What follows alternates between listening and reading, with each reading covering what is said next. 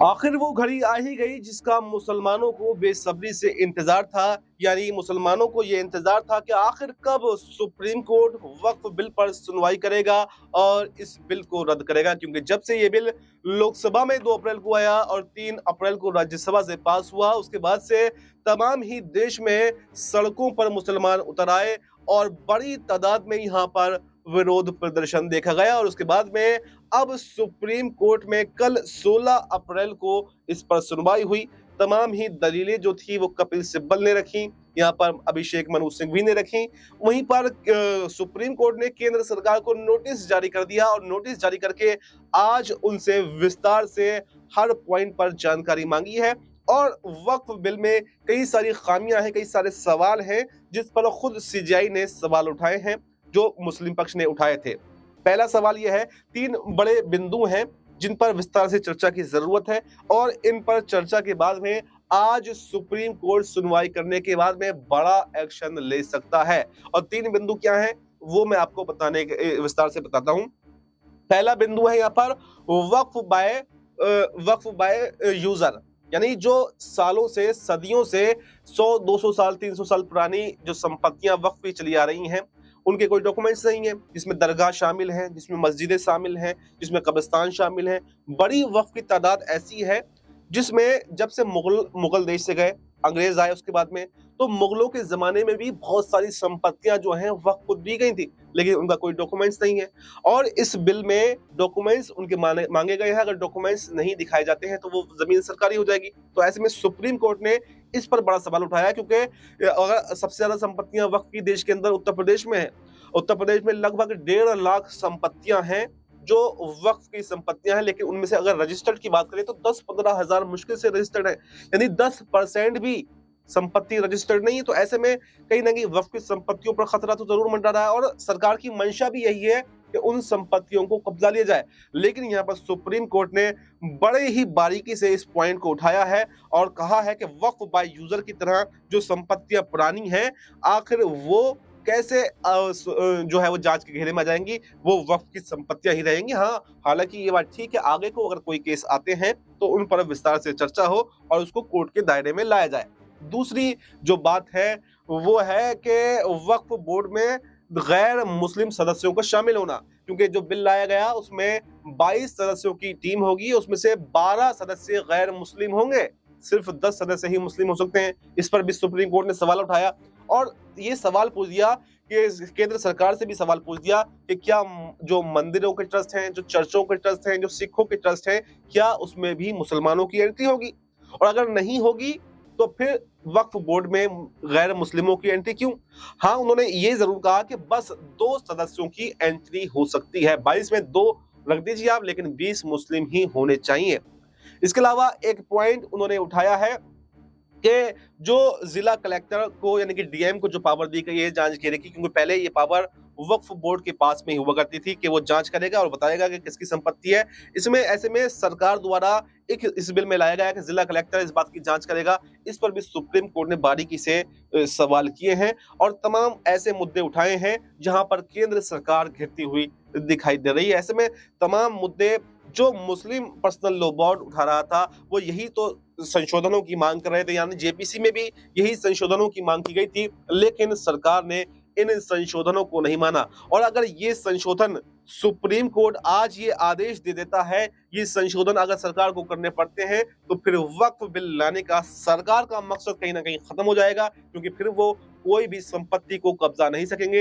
हालांकि आने वाले समय में वक्फ बोर्ड की पावर थोड़ी सीमित तो जरूर हो जाएगी, लेकिन जो अब तक वक्फ की संपत्ति है उसको कोई भी हाथ नहीं लगा पाएगा। और सरकार की मंशा यही थी कि इतने ज्यादा जो संपत्ति वक्फ की है, आखिर क्यों ना इसको हथिया लिया जाए। तो ऐसे में सरकार अपने मंसूबों में नाकामयाब हो जाएगी और मोदी शाह के सपनों पर सीजीआई खन्ना पानी फेर सकते हैं। आपको ये भी बता दें कि सीजीआई खन्ना 13 मई को रिटायर हो रहे हैं और रिटायरमेंट से पहले वो ऐसे मुद्दों को उठाना चाहते हैं। उन्होंने ये कहा कि हम जब सुप्रीम कोर्ट में आते हैं और अपनी कुर्सी पर बैठते हैं तो हम किसी धर्म के नहीं बल्कि हम संविधान के रखवाले होते हैं और संविधान ही सर्वोपरि है।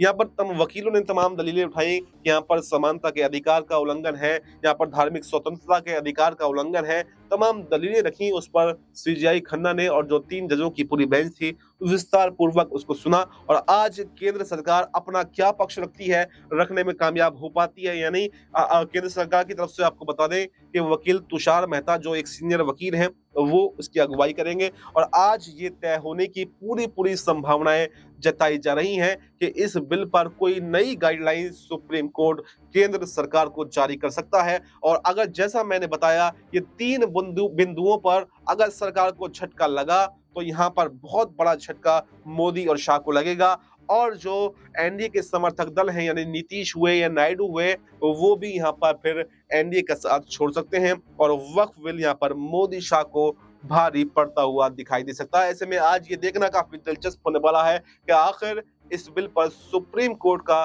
क्या नतीजा रहता है, सुप्रीम कोर्ट में क्या सुनवाई रहती है। और अगर यहाँ पर झटका मोदी सरकार को लगा तो यहाँ पर मुसलमानों की एक बड़ी जीत सुप्रीम कोर्ट से होती हुई दिखाई देगी, क्योंकि मुसलमानों को सिर्फ सुप्रीम कोर्ट पर ही अब भरोसा है। और अगर सुप्रीम कोर्ट से मुसलमानों की जीत हो जाती है तो आने वाले समय में भी जो मुसलमान खतरे की घड़ी में चल रहे हैं और जो बीजेपी सरकार तानाशाही करती हुई दिखाई दे रही है वो तानाशाही खत्म होगी और मुसलमानों की हिम्मत जो है वो बढ़ती हुई दिखाई देगी। तो फिलहाल इस खबर में, इस प्रोग्राम में इतना ही। इस पूरी खबर पर आपको क्या कुछ कहना है कमेंट बॉक्स में अपनी राय जरूर दें, और क्या इस पर कोई भी अपडेट आएगी सुप्रीम कोर्ट में सुनवाई के बाद में, क्या सुनवाई होती है आज, क्या अपडेट आती है, पल पल की अपडेट हम आपको देते रहेंगे। फिलहाल हमें दीजिए इजाजत, नमस्कार।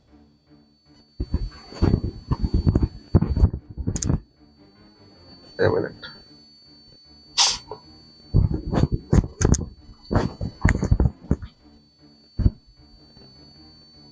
तो आज सुप्रीम कोर्ट के फैसले पर सबकी नजरें बनी हुई हैं, क्योंकि सीजीआई खन्ना रिटायरमेंट से पहले ऐसे बड़े बड़े मुद्दों को उठा रहे हैं, और वक्फ बिल का मुद्दा इस समय देश का सबसे बड़ा मुद्दा है। ऐसे में जहां पर मोदी सरकार जो है चौतरफा घिरती हुई दिखाई दे रही, जैसा इलेक्टोरल बॉन्ड के मामले में 2024 में चुनावों से पहले यहां पर मोदी और शाह घिर गए थे, और यहां पर तत्कालीन सीजीआई डीवाई चंद्रचूड़ ने यहां पर इलेक्टोरल बॉन्ड को असंवैधानिक बताते हुए एकदम झटका मोदी सरकार को दिया था। उसके जो बॉन्ड से जो पैसा आया था, जो डोनेशन आई थी, उसको सार्वजनिक करने की जो है वो एसबीआई को निर्देश दिए थे। तो ऐसे ही यहाँ पर कुछ निर्देश जो है सीजीआई खन्ना भी दे सकते हैं, यानी वापस से इस बिल में संशोधन करने के निर्देश यहाँ पर केंद्र सरकार को सीजीआई खन्ना दे सकते हैं। और अगर वापस से इसमें संशोधन होते हैं तो मुसलमानों के लिए ये राहत बड़ी खबर हो सकती है, क्योंकि मुसलमानों की सिर्फ यही मांग है।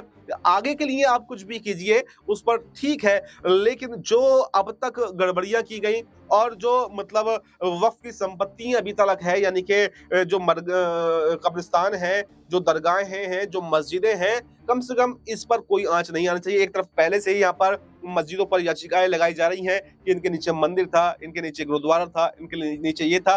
पहले से मुसलमान जो है वो इस पर घिरे हुए हैं, और उसका मामला भी हालांकि सुप्रीम कोर्ट में चल रहा है, लेकिन वो एक अभी ठंडे बस्ते में चला गया है। उस पर भी केंद्र सरकार से यहाँ पर सुप्रीम कोर्ट ने जवाब मांगा है, लेकिन उस पर एक लंबी न्यायिक प्रक्रिया उस पर भी चलेगी, क्योंकि वो वहां पर उल्लंघन हो रहा है वर्शिप एक्ट का, और उस वर्शिप एक्ट पर भी केंद्र सरकार से जवाब मांगा गया। लेकिन उससे पहले ये जरूरी है वक्फ बिल का समर्थन, कि वक्फ बिल में आखिर जो नए संशोधन किए गए हैं, क्योंकि जो मामला है मंदिरों के नीचे का, ये मस्जिदों के नीचे मंदिर हैं, ये है वो है, उसमें सरकार का कोई भी इन्वॉल्वमेंट नहीं है, वो थर्ड पर्सन के द्वारा याचिकाएं लगाई गई हैं। इसलिए सरकार से जवाब मांगा गया कि इसमें क्या संशोधनों की जरूरत है, क्या नहीं, और अगर नहीं है तो फिर इसको सख्ती से लागू किया जाए। जो वर्शिप एक्ट मौजूद है तो फिर लागू क्यों नहीं है।